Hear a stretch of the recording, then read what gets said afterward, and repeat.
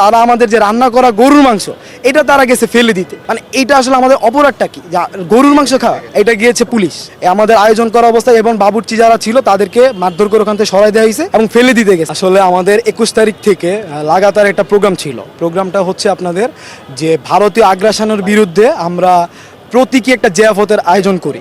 সেটা হচ্ছে যে আপনার আমাদের মানে কিছু ভারতীয় আমরা যাদেরকে এজেন্ট মনে করি তাদের বিরুদ্ধে আমরা একটা প্রতীকী জিয়াফত চলে।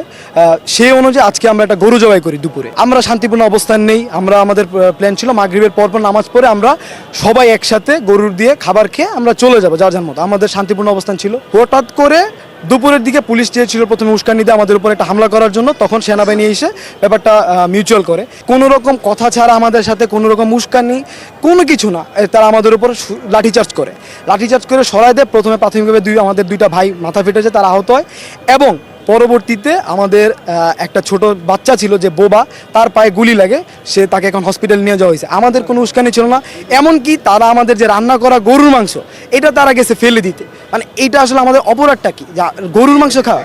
এটা গিয়েছে পুলিশ আমাদের আয়োজন করা অবস্থায়, এবং বাবুর্চি যারা ছিল তাদেরকে মারধর করে ওখান থেকে সরাই দেওয়া হয়েছে এবং ফেলে দিতে গেছে। মানে আমাদের অপরাধটি গরুর মাংস খাওয়াটা কি অপরাধ, নাকি ভারতীয় আগ্রাসনের বিরুদ্ধে আমাদের অবস্থান নেওয়া অপরাধ, নাকি দেশপ্রেম দেখানো আমাদের অপরাধ? এটা আমরা জানতে চাই।